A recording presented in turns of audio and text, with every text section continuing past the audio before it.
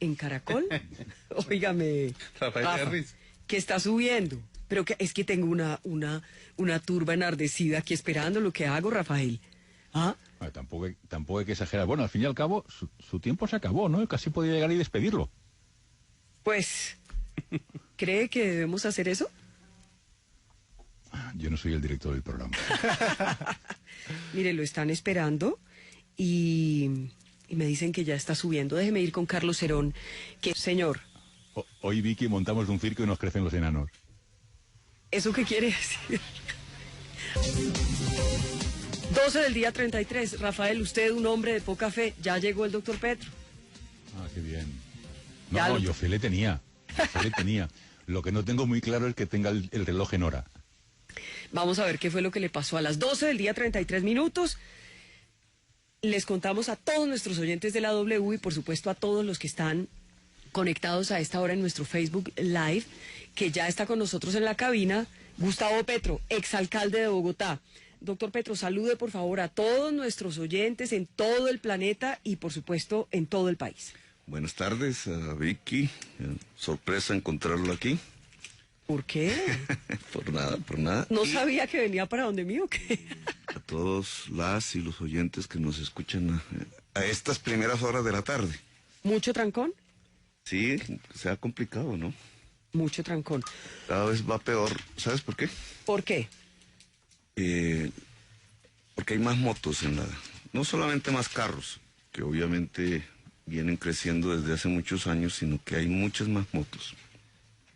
Y hay muchas más motos porque muchos ciudadanos, a partir del ascenso de las tarifas de Transmilenio, hacen un cálculo y les empieza a salir más barato comprar moto.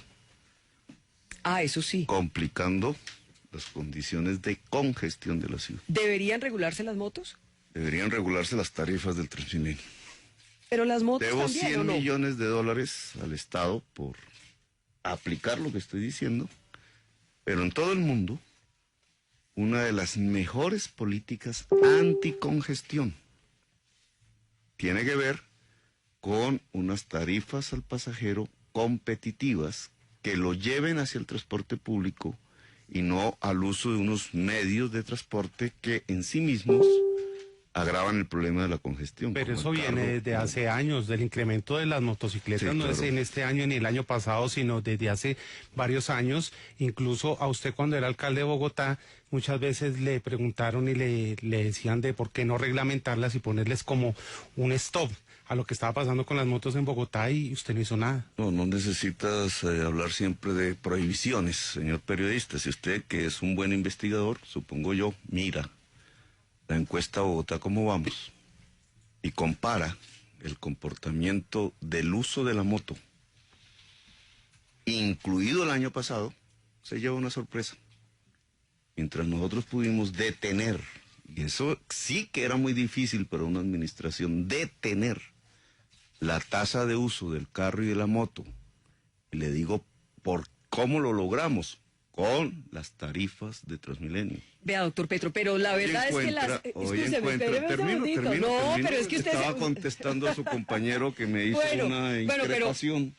Y hay necesidad de contestarle. Y si usted compara lo que sucedió el último año, 2016, de acuerdo a la encuesta Bogotá, ¿cómo vamos? Encuentra que la tasa de uso de la moto se disparó. Y espero que este año, que la política anunciada sigue siendo la de subir aún más las tarifas del Transmilenio, pues lo que se va a ocasionar es un ascenso aún mayor de la tasa del uso de la moto y por tanto de la congestión en la ciudad.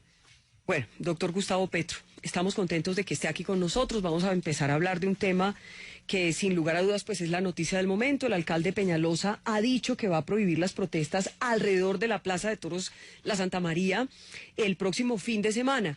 ¿Cuál es la propuesta de ustedes ante esta prohibición del alcalde de Bogotá? En una democracia y bajo la Constitución del 91, ningún funcionario público puede decir que puede prohibir una protesta, a menos que se declare un estado de emergencia que es del tenor del presidente de la República, lo que antes llamaban el estado de sitio, que la Constitución del 91 morigeró a unas etapas muy restringidas y que solo puede hacer el presidente de la República. De resto, los derechos fundamentales de la Constitución se deben cumplir. Y uno de ellos es el derecho a expresarse, el derecho a movilizarse. Eso me hace pensar que usted va a volver a acudir a las protestas alrededor de la Plaza de Toros La Santa María. ¿Usted va a volver este fin de semana? El domingo pasado, mi hija de 15 años, estando yo leyendo un libro, que es fuente de un libro que estoy haciendo, Cambio Climático y Acumulación de Capital, me pidió que la acompañara y hizo su cartelito. Por ahí están las fotos. Me dijo, papi, yo quiero ir a expresarme contra los corridos de toros. ¿Acompaño? Y como padre de una niña de 15 años, es su primera realmente manifestación propia desde ese punto de vista, pues la acompañé. Y allí encontré los círculos animalistas, mucha fiesta, mucha gente queriendo expresarse, la misma edad de mi niña, de más jóvenes, la juventud bogotana. Sí, pero también puño, patada y todo eso. Yo vi lo que pasó ahí, porque estuve ahí. Y la prensa también estuvo ahí, lo que pasa es que veo que sacan unas fotos y otras no.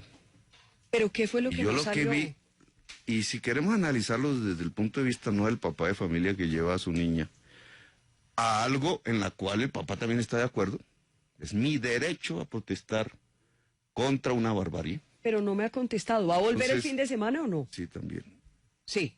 Para protestar contra una barbarie siempre y en todo lugar.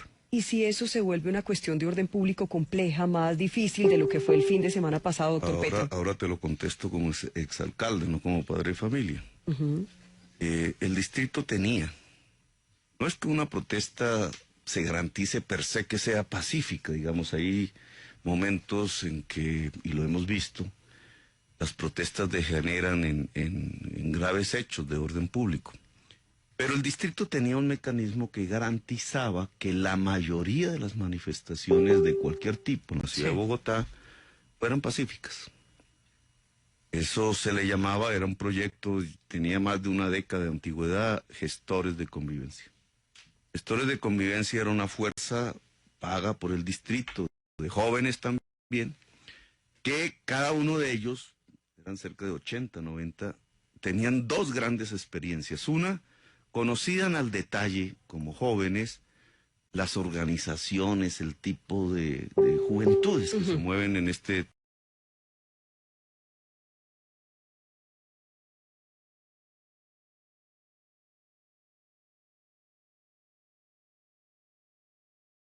tipo de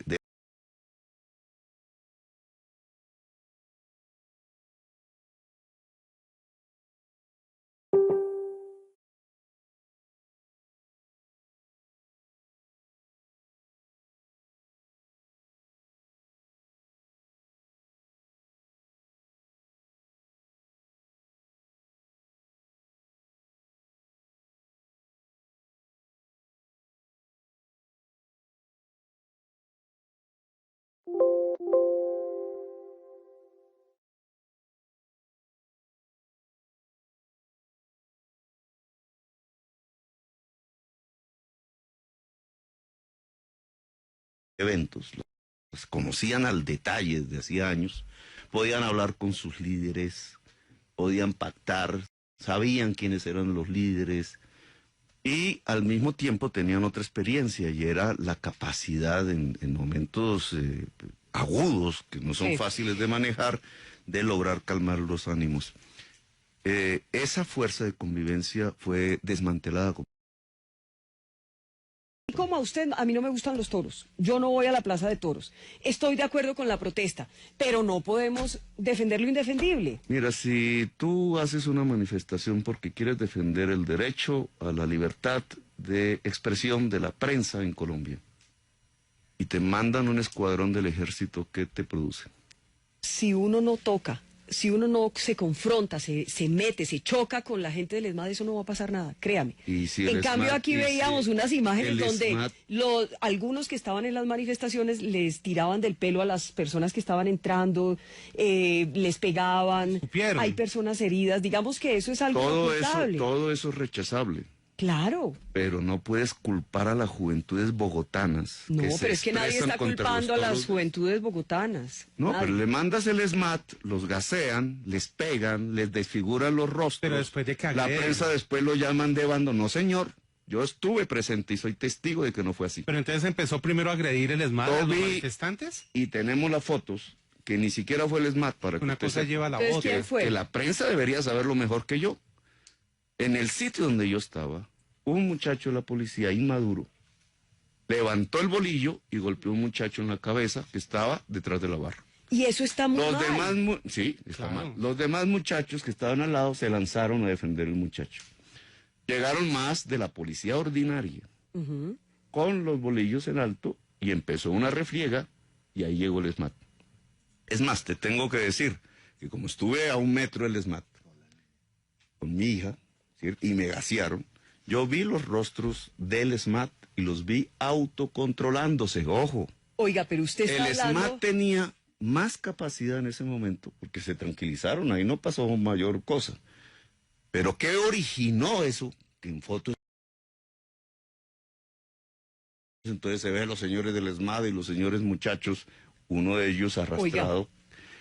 ¿Qué originó eso? Un acto de inmadurez de un joven de la policía que le dio rabia, vaya a saber qué fue lo que pasó ahí concretamente, que levanta un balillo y va y le pega a otro muchacho en la cabeza. Óigame, usted como me dijo que había ido a para esta primera... impedir, porque esos hechos pueden ocurrir en cualquier gobierno, en cualquier circunstancia y en cualquier protesta, para impedir que fuerzas que no están acostumbradas a la tolerancia no entren en violencia.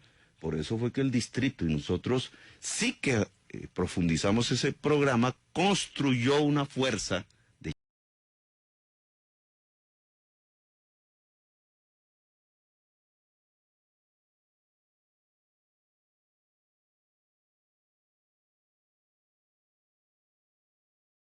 chaquetas rojas, que se llamaba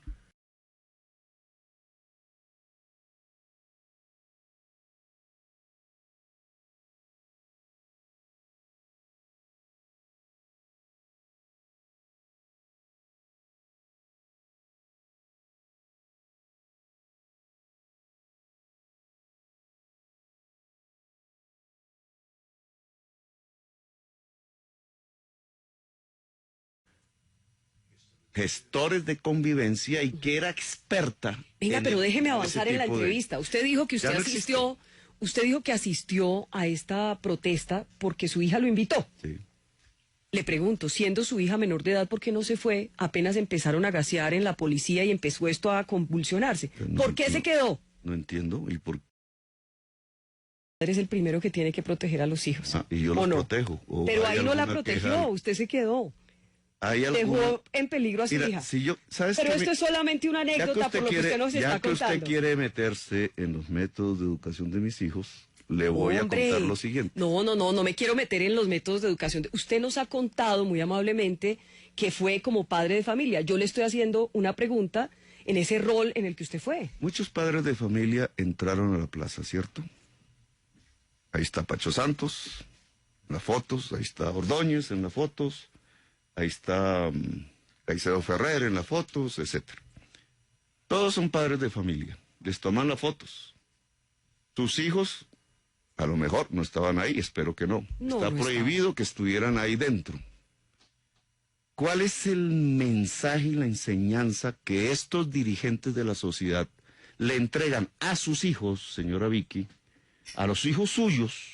Estamos de acuerdo. Y a los hijos de toda Colombia. ¿Cuál es el mensaje? En eso de la estamos violencia. Usted y yo de acuerdo, pero una cosa es una cosa y otra cosa es otra cosa. Vamos a ir con calma. El de divertirse con la muerte. Estamos de acuerdo. El de estamos de acuerdo. El que un ser muera. Estamos de acuerdo, pero esa es otra discusión. Con la muerte. Estás en un país que se llama Colombia. Esa es otra discusión. Ese país que se llama Colombia ha vivido un genocidio con 200.000 muertos. ¿Y no le parece que con todo lo que ocurrió el fin de semana pasado usted debería dar ejemplo y no irse a presentar allá a la plaza el fin de semana? Yo te voy a pedir un favor, Vicky. Señor. Ya que tú me has invitado a tu programa, déjame hablar. Sí, lo dejo hablar, pero déjeme preguntar también. Sí, pero déjame hablar y yo te doy Usted me da la palabra a mí. No, el espacio para que preguntes. Estoy hablando de la enseñanza. Estás en un país con 200.000 muertos. Un sector de la sociedad aplaudió que murieran 200.000 personas en Colombia descuartizadas. Parte de ese sector de la sociedad son propietarios de las ferias taurinas, de los toros, de las ganaderías de toro, o que es la Carolina. Eran de los narcos y se sientan a las plazas de toros a enseñarle a toda la juventud colombiana que es lícito, que es bueno, que es de buenas maneras y que a eso sí no se le dice violencia por parte de la prensa, el que le estén mostrando a la juventud que se divierten con la muerte. Pero yo creo que un padre de familia un error, porque no es cierto que todos los periodistas estén de acuerdo con las corridas. No, usted está generalizando, usted dice los periodistas. Estás diciendo algo que no he afirmado aquí. Usted dice que la Un padre de familia como yo lleva a su hija de 15 años. Ella también herida, porque han permitido el regreso de esas corridas, como todos los demás muchachos que están ahí. Vamos a expresar nuestro desacuerdo. No le levantamos la mano a nadie, ni siquiera elevamos los gritos. Estamos tranquilos allí. Estamos ejerciendo unos derechos constitucionales. ¿Qué quiere enseñarle el padre a la hija? Que nunca hay que aguantar ni resistir las injusticias. Que nunca hay que agachar la cabeza ante la barbarie. Y que siempre hay que denunciar de frente y con valentía los resortes de la barbarie dentro del Estado colombiano.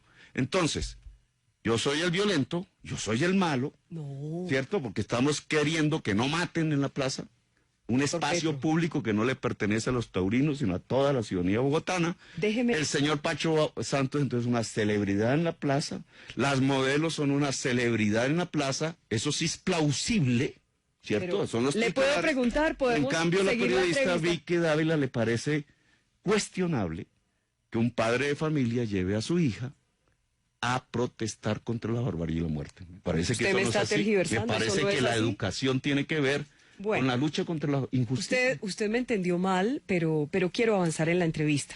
Veía un artículo de la revista Semana que citaba a Telésforo Pedraza. Y ahí Telésforo Pedraza en el Congreso, no sé si usted lo vio esta mañana, decía que él lo había visto a usted dentro de la plaza hasta con botas y cachucha. ¿Es verdad? ¿Usted alguna vez le gustaron los toros? Mi cachucha me la puse una vez por una operación que me hizo la Fundación Santa Fe, bastante peligrosa. Nunca más he usado cachucha. No, ¿nunca ha ido a toros? Mira. ¿Nunca le gustaron los toros? Nunca me gustaron los toros. ¿Nunca fue? Como muchas personas muy de joven. Mi familia me llevó a una corrida de toros. Ajá. Allí la observé, no me gustó. Otra vez sentí el olor de la sangre. En ese momento en donde toda la gente se para y mueve los pañuelos, yo lo que sentí fue el sabor, el olor de la sangre del toro. Y este espectáculo, esto da asco. Sentí ganas de vomitar. Sí. No tenía, digamos, precisiones ni ideológicas, ni teóricas, ni políticas. Simplemente no le gustó. Pero no me gustaron. Y entonces no soy aficionado taurino, no me interesa hacerlo, nunca he sido dueño de tierras, nunca he tenido ganaderías. Entonces el cuentico es que Petro es taurino. Que dice Revista Semana que porque es primo de Noel Petro. No soy primo de Noel Petro. ¿Eso es paja? No soy primo de Noel Petro. Esa tendencia de la prensa por ver de dónde es que, o porque hicimos un programa. Vuelve y dice que la prensa, dígame una cosa, ¿usted está peleado con la prensa, claro con los periodistas? Claro que sí, me parece que fue canallesca la actitud de la prensa respecto a Bogotá Humana. O sea que usted está como Trump. No, no estoy como Trump, pero me parece que en vez de reírse, la prensa debería reflexionar sobre sí misma. Me parece que está en un momento de enorme crisis. Una crisis de credibilidad, no solamente en Colombia, creo que es en todo el mundo, que tiene que ver con un elemento clave que antes no existía, y es que los medios de comunicación han sido comprados por los poderes económicos más grandes del mundo. En Colombia pertenecen a los 3 hombres más ricos de Colombia, que eso expresa a través de los medios de comunicación una visión de la sociedad y de las cosas que es la de ellos, y que cuando aparecen fórmulas alternativas diferentes que no comulgan con esa manera de pensar de estas personas, Entonces somos vilipendiados, silenciados, censurados, calumniados muchas veces. Respecto en concreto a lo que fue el gobierno de la Bogotá Humana, indudablemente, la actitud de la prensa privada colombiana fue canallesca. Canallesca. Eso me haría pensar, cuénteme una cosa, Andrés, hoy estamos con un nuevo récord en nuestra transmisión a esta hora en Facebook Live aquí en la W. Quiero que usted tenga los datos, Andrés. En este momento, Vicky, tenemos 6.158 personas que nos están viendo a través de nuestro fanpage en Facebook, W Radio Co. Los comentarios siguen avanzando. Tenemos en este momento 3.113 reacciones. Nos han compartido nuestra transmisión 418 veces. Ya llevamos 46 minutos en nuestro Facebook Live y estamos también saludando a las personas que están ahí escribiendo. Ana María Hernández Prieto, está Claudia Cristina Ríos Villada, Juan Camilo Quintero Abella.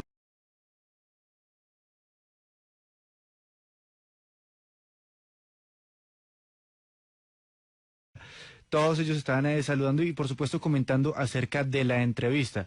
Doctor Petro, dicen que por favor permita que le hagan las preguntas. Estoy aquí escuchando. Pero también quiero decirle que hay muchos de sus seguidores metidos en este momento en el Facebook. Mire, déjeme hacerle una pregunta, doctor Petro. Y es lo siguiente, digamos que cuando usted era alcalde de Bogotá, Peñalosa siempre fue muy crítico con su alcaldía. Ahora usted se ha vuelto el dolor de cabeza de alguna forma de Peñalosa. ¿Es una venganza? ¿Qué es? Digamos que en la superficie alguien diría, no, eso es que Peñalosa no es amigo de Petro y entonces son dos egos que no se gustan. Que no conviven, sí. Lo he escuchado en todas partes. Sí. Esa es una manera superficial de ver las cosas. Yo con Peñalosa, en términos personales, nunca he tenido ningún altercado, nada. Incluso en varios periodos de su vida, de la de él, yo he sido hasta solidario en muchos temas. Cuando lo querían, en el Partido Verde le querían dañar su candidatura presidencial, pues tenía ahí como conflictos. Yo no era del Partido Verde, pero usaban mi nombre dentro del Partido Verde para decir que no fuera el candidato presidencial del Partido Verde. A mí me pareció que eso no, primero no tenía que ver conmigo y en la medida que usaran mi nombre, pues había que decir que no estaba interesado en eso. Él fue el candidato presidencial del Partido Verde en las últimas elecciones y yo fui alcalde mientras tanto y todas las garantías en su campaña, creo que no tenga ninguna queja al respecto, nada por el estilo. Pero bueno, digamos, el tema no es ese, el tema no es de dos personalidades, el tema es de proyectos políticos diferentes, proyectos sociales diferentes. La Bogotá Humana, que yo defiendo obviamente porque la goberné, la Bogotá Humana es una concepción de ciudad que en mi opinión personal tiene que ver con la esencia misma de una ciudad en el siglo XXI. Dos grandes pilares que nos movieron y por los cuales deberíamos ser medidos.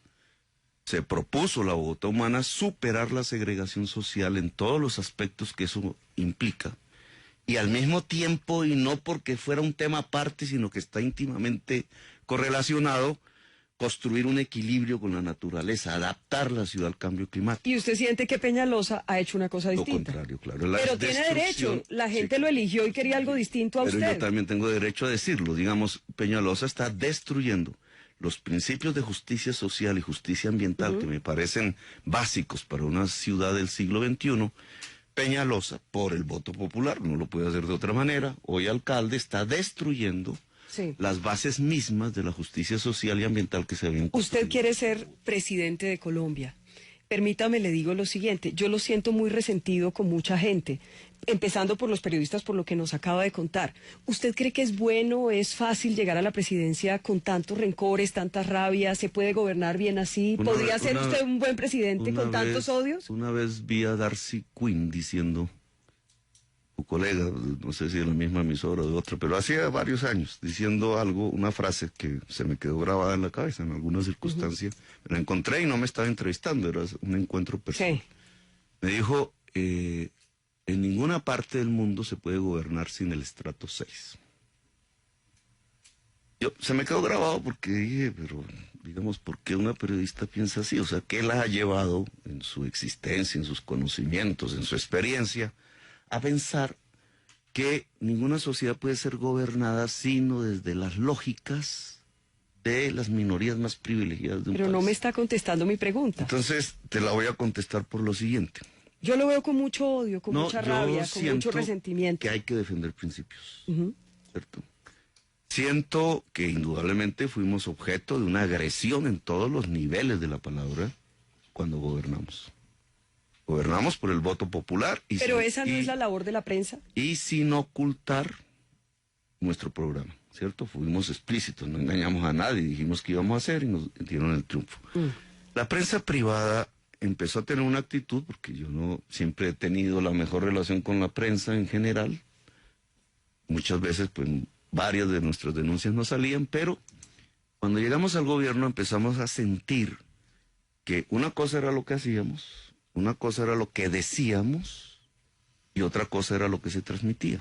La prensa operaba como un filtro para desmeritar, desfigurar, desinformar y en el fondo manipular lo que sucedía en Bogotá Humana. Te voy a dar solo un ejemplo. Nosotros construimos 26 sedes nuevas de colegios. Aún hoy, pasado, y presentamos las fotos y llevamos todos los días de una manera muy respetuosa cada vez que inaugurábamos una sede de colegio a toda la prensa, sin discriminar a nadie. Allá iban algunos, otros no iban, iban bastantes. Jamás salía en el día o en el siguiente día una noticia sobre la sede del colegio que se había inaugurado. En ninguno de los 26 casos de inauguración de sedes nuevas de colegio. Y al final, los mismos periodistas que iban a verlo, bueno, no tanto ellos, empezó a decirse en la prensa que habíamos entregado 0 colegios. Lo repiten una y otra vez. Y claro, hay ciudadanía, la mayoría de la ciudadanía ni vio que entregamos 26 sedes. Pero usted no me contesta la pregunta. Entonces, ¿qué ocurre con eso? Que se genera una prevención, que yo creo que está en toda América Latina y en el mundo. Es decir, la prensa no asumir su función de independencia ante el poder político. No estoy diciendo pero venga, prensa arrodillada. Pero le pregunto una cosa. ¿La prensa hace bien su trabajo mientras esté echándole flores al mandatario? No, señor, por eso le estoy diciendo. La prensa, para luchar contra la corrupción, entre otras cosas, siente que la prensa es su enemigo, para luchar contra las tiranías, la prensa tiene que ser independiente del poder político y del poder económico. Nuestra prensa colombiana. Y los políticos tienen que aprender a dejarse criticar de los periodistas. Es que esa es la labor. Mientras haya no fundamento. Tienen que decirles a los periodistas cómo tienen que hacer su trabajo. Espéreme que Rafael Manzano tiene en Madrid pregunta. Rafael, lo escucha a Gustavo Petro. ¿Qué tal, don Gustavo? Pues un par de cosas. Primero una y después otra. Una, durante un gobierno se acierta y se equivoca uno. De los aciertos los conocemos porque los ha reiterado usted a lo largo de la entrevista. Pero ¿de qué se arrepiente? ¿Qué hizo usted mal mientras estaba al frente de la alcaldía de Bogotá? Hay varias cosas, ¿no? Hay varias cosas que en una evaluación más seria pues habría que realizar. Pero, por ejemplo, nosotros nos equivocamos con Transmilenio. Y voy a explicártelo. Cuando yo llegué, digamos, Transmilenio tal cual usted lo conoce, supongo. Sí. Podía abrirse una licitación y cambiar los buses. Y por tanto, los propietarios de los buses. No podíamos volver pública la propiedad de Transmilenio. Hay mucha gente que nos lo pide, pero normativamente solo el Consejo lo hubiera podido hacer y yo no podía ni tenía la fuerza en el Consejo. Sí. Lo hubiera querido hacer. Creo que el transporte público en Bogotá debe ser de propiedad mixta, pero no estaba a mi alcance. Entonces había la posibilidad era de cambiar operadores privados unos por otros y de cambiar la tecnología de los buses. Cuando entro y doy la orden de la licitación, los funcionarios dentro de Transmilenio empezaron a sabotear la licitación. Unos, ¿no? Porque esto no hay que generalizar, incluso sé quiénes, pero es otro tema que quisiera aquí profundizar. Pero tuvieron una capacidad ciertos sectores al interior de la entidad de paralizar la licitación que se hubiera podido dar. Eso nos llevó a una renegociación de contratos, es decir, ampliarles el plazo, porque no teníamos pliego de condiciones para licitar. Esperamos la entrega del estudio de detalle del metro, que efectivamente recibimos, y volví a dar la orden de una licitación que efectivamente ya con otro tipo de funcionarios en Transmilenio se adelantó y quedó en la mitad, porque se inició el proceso de licitación y la actual alcaldía lo suspendió, que era tratar de traer flota de buses eléctricos o no contaminantes a la ciudad. Esa demora entre el momento en que se inicia la licitación, que a la postre suspende Peñalosa, sí, y cuando se hubiera podido hacer un año atrás, un año y medio atrás más o menos, nos hubiera dado el tiempo de hacerla. Y no pudimos hacerla simplemente, y ese es uno de los grandes errores de la administración de la Bogotá Humana. Por ponerte un ejemplo, podríamos hablar de otros temas. Claro, pero eso no fue un error ni estratégico ni táctico. Usted le echa la culpa al boicoteo. Eso no es un error en la acción política y de gestión, por lo que usted acaba de contar. Es un error, obvio. Claro que sí. No entiendo por qué no lo catalogas como un error, porque si hubiera sido más firme, si yo hubiera sido más firme, e incluso hubiera tomado decisiones que son difíciles, de cambio de personal, etcétera, la licitación se hubiera podido producir rápido, más rápido, digamos, de lo que lo hicimos, y no hubiéramos dejado la oportunidad al otro gobernante de suspenderla. Y una segunda pregunta. Una cosita nada más, Rafael. Rafael, escúcheme solo una cosita, escúcheme que le interrumpa, pero es que me está escribiendo Darcy Quinn y me dice que, le voy a leer textual para no... Jamás le pregunté del estrato 6. Dígale, por favor, que yo le escribí, que debe estar confundido de periodista. No, lo recuerdo perfectamente y además no me estaba entrevistando a mí, por eso lo dije de antemano, se encontró casualmente conmigo. Ah, ya le entiendo. Y lo dijo así porque ella estaba aspirando a hacerle una entrevista a otro personaje que ella debe acordarse. Y simplemente pues lo recuerdo como... porque me quedó grabado, digamos, el concepto de... ¿Qué dónde? Que por favor le diga dónde. Ella sabe dónde. ¿Qué dónde? Insiste. ¿Dónde nos encontramos? Dice Darcy Quinn. Eso fue en Caracas. En Caracas. En el año 2003, por allá, 2002. Bueno, ahí queda planteado. Rafael, excúseme que lo interrumpí. Sí. Y la segunda pregunta. Habla usted de crisis de prensa. ¿Qué está más desprestigiado? ¿Qué está más en crisis? ¿Qué tiene menores índices de credibilidad? ¿La prensa o políticos? A mí me parece que ambas cosas van de la mano. Y siempre en mi experiencia en la lucha política he visto como una especie de hermano gemelo. Uno no puede subsistir sin el otro. Prensa y política. Prensa y política son sinónimos. No el concepto que usted dice, políticos y periodistas, eso es diferente, pero prensa y política son sinónimos. La prensa hace política. Es su función esencial, digamos, por ser comunicación social, ni más ni menos lo que expresa es el pensamiento y la reflexión sobre las cosas públicas de un país. Lo hace pluralistamente o no, etcétera, es el debate, ¿cierto? Yo lo que vengo diciendo es que en el mundo, a partir que los grandes emporios económicos empezaron a poseer prácticamente la totalidad de los medios de comunicación que en el mundo existían, se asimiló entonces esa actividad política de la prensa con la visión de un tipo de poder económico que la ha llevado a el descreimiento, a la desconfianza. Lo mismo pasa en la política en su esfera propia. Los políticos, usted allá en España podrá ver, los socialistas y no socialistas, prácticamente dicen y hacen lo mismo. La política perdió sus diferenciaciones, perdió sus sensibilidades, es prácticamente una técnica de administración de intereses ajenos a la sociedad, que son precisamente de esos sectores poderosos que también son propietarios de la prensa. Los propietarios de la prensa y de la política son los mismos. Oiga, quiero hacerle una pregunta a propósito de todo lo que usted ha dicho hoy de la prensa aquí, y es, si usted es presidente de Colombia, ¿cierra medios de comunicación? ¿Qué va a hacer con la prensa? ¿Cuál es su...? ¿Tuviste acaso, Vicky, que en mi ejercicio como alcalde yo hiciera algo contra algún medio de comunicación. No, pero es que no es lo mismo ser el alcalde de Bogotá que ser el presidente de la República. El gran pecado que cometimos, no, pero es que tú miras... Es que desde la alcaldía de Bogotá usted no puede cerrar un medio de comunicación nacional, sí, pero desde la presidencia de pronto sí. Entonces, ha pasado. Usted puede ver qué hicimos en la alcaldía de Bogotá respecto a los medios de comunicación, mal o bien hecho. Pero creo que hicimos una Petro, tarea por favor, la incompleta. Nosotros fortalecimos Canal Capital, ¿cierto? Lo volvimos de algo que ni la mamá del director sabía que existía, lo volvimos algo importante.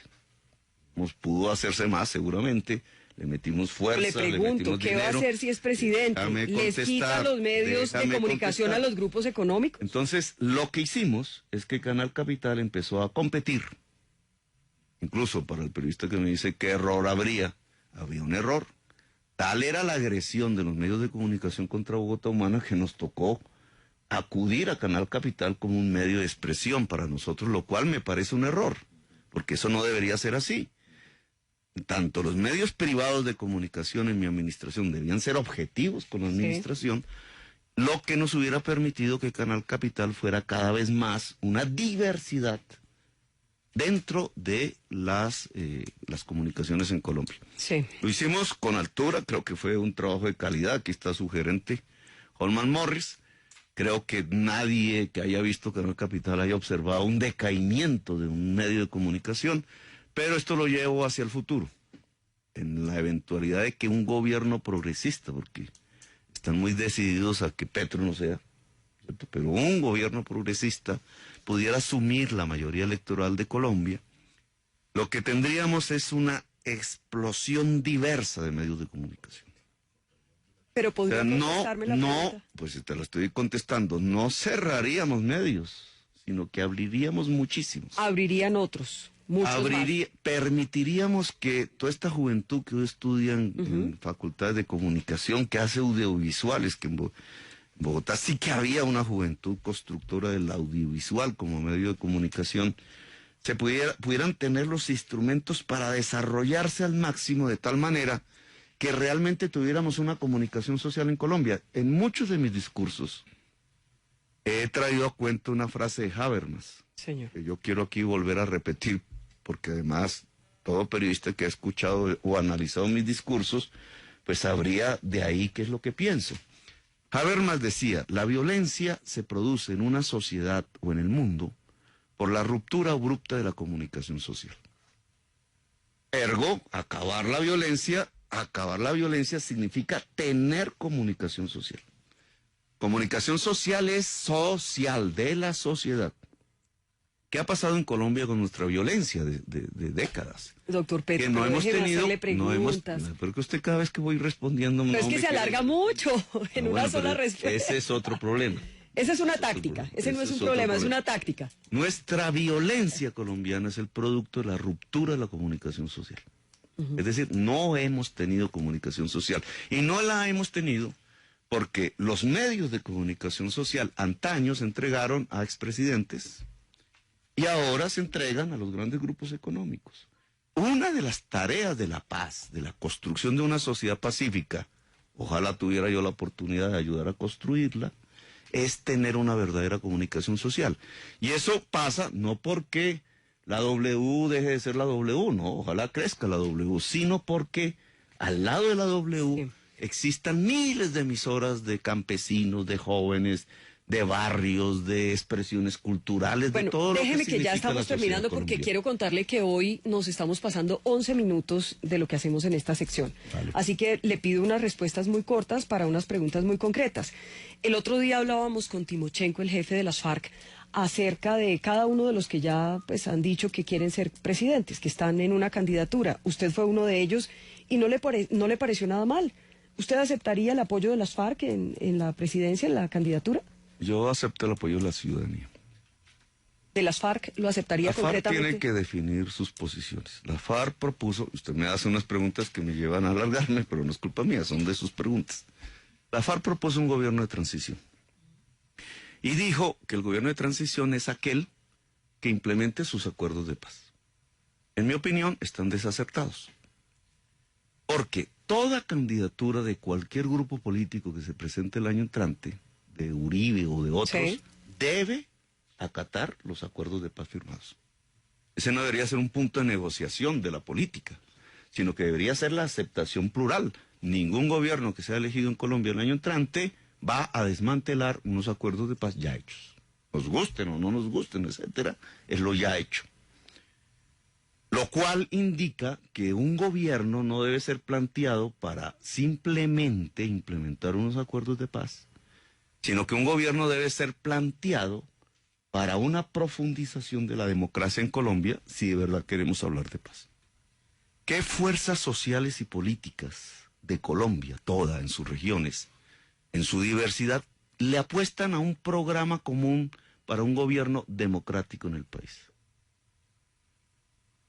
Yo planteo ya en este momento y a través de tu emisora que lo primero que deberíamos empezar a hacer en Colombia es construir un programa común democrático de gobierno para las fuerzas democráticas del país. Ahí veríamos la FARC para dónde van. Las FARC son democráticas. Ahí veríamos Uribe para dónde va. Ahí veríamos De la Calle para dónde va, o Claudia López, etcétera. Nos toca terminar. Bueno, pues entonces la primera propuesta que hay que hacer es, hay que unir las fuerzas democráticas de este país. Y la forma de unir, en primer lugar, las fuerzas democráticas de este país es a partir de un programa común de la democracia. Doctor Petro, para despedirlo, entonces lo esperamos el fin de semana alrededor de la Plaza de Toros, aunque hay una prohibición. Y el otro anuncio que ha hecho es que... Esa es una prohibición ilegítima, disculpe. Por eso usted va a estar ahí. Estoy replanteando que usted va a estar allí, ¿cierto? Y ojalá 4 veces más gente vaya a la plaza. Y si se vuelve un problema de orden público, usted se responsabiliza de eso. La alcaldía tiene que decirle a sus muchachos, ojalá reconstruyera y se llevara a los que echó de la fuerza de convivencia, porque creo que con un trabajo serio de la alcaldía se puede garantizar 0 violencia, pero 4 veces más gente diciéndole a los empresarios de la muerte que Bogotá no está de acuerdo con que usen sus espacios públicos para matar. Estaremos ahí atentos. ¿Usted se ríe? ¿Alguna vez se sonríe? Sí, claro. ¿Sí? ¿Qué le da risa? ¿Qué cosas a veces te oigo, pero de eso no me da risa. ¿De eso le da risa? No, no me da risa eso. No puede ser que yo le cause risa. Usted no me da risa. En este momento me estoy riendo. ¿Cierto? Le doy risa. Pero sonrojado. Bueno, se me está pareciendo cada vez más a Trump. No, yo no tengo la fortuna de... Doctor Petro, le agradecemos que haya... Esa comparación está muy mal. ¿Y sabe qué? Aquí frente a al Facebook Live y a todos los oyentes, yo le doy mi mano, le pido que por favor zanjemos todas las diferencias que usted pueda tener conmigo, que aquí estoy para servirle en lo que le pueda servir, que no sea tan bravo, que no se ponga tan rencoroso y que ya tiene que pasar la página. Hay que aprender a pasar la página, ¿oyó? Hemos pasado bastantes páginas. ¿Pero acepta la cosa o no? Sí, claro. ¿Estamos en ceros usted y yo o no? ¿Cómo es que dicen los católicos? El acto de contrición. ¿Pero acepta o no acepta? El acto de contrición. Le pasé la mano y usted quedó así de lejos, así. El acto de contrición, Vicky, ahora que estás en una nueva fase. Sí. No, pero soy la misma, no se preocupe. No, ahora que estás en una nueva fase, el acto de contrición es que nosotros esperamos como fuerzas políticas golpeadas por la violencia en Colombia también, y con la historia que tenemos, que la prensa colombiana reflexione. Pero no me vaya a volver a echar el cuento de la prensa, doctor Petro. Sí, yo reflexiono, pero necesitamos una reflexión aquí del siempre mundo tendrá de la un espacio. Aquí tendrá un espacio siempre. Y espero puede que pase la no página. Venga, pero el tema está en que la paz de Colombia depende de la comunicación social de toda la comunidad colombiana. Nos quedan muchas preguntas, pero me toca hacer la pausa. Le agradezco que haya venido. Despídase de la gente del Facebook Live. ¿Dónde estamos? A esta hora. ¿Ya? Mire, allá, sí. Bueno, suerte. Y que conste, todos vieron que yo le pasé la mano y usted se quedó así apretado por allá. No, pero después le iba a abrazar. ¿Ah? Es más, la foto. A ver, venga para acá. A ver, el así abrazo. nos despedimos. Pues. Venga. Fue muy rápido. Hacemos una pequeña pausa. Tú te apartaste ya regresamos, más Rafael. más rápido. ¿Usted por qué no se vio ese abrazote que me dio aquí Gustavo Petro? Más rápido. No, bueno, lo estoy viendo por, ¿Ah? lo estoy viendo por Facebook Live. No, pero es que me dices que yo me aparté más rápido. ¿Quiere que sea más largo? Eso quedó grabado ahí. ¿Quiere que sea más largo? Yo creo que sí, que se apartó demasiado rápido. Ay, era Rafael. como poco cariñoso, ¿verdad, Gustavo? Sí, fría. Distante se llama. No, y lo peor de todo es que tóqueme, me tiene fría y todo. Está fría, está nerviosa. Me tiene nerviosa. Bueno, hacemos una pausa, ya volvemos. Esta es la W. Un buen consejo es tener casa propia. En el Fondo Nacional del Ahorro te prestamos hasta el 80% para que cumplas tu sueño. En el Fondo Nacional del Ahorro financiamos hasta el 80% del valor de tu vivienda nueva o usada. Sí, hasta el 80%. Aprovecha este gran beneficio. Ingresa a www.fna.gov.co o llámanos a nuestra línea nacional gratuita 018-052-7070. Porque en el Fondo Nacional del Ahorro, tu vivienda es una realidad.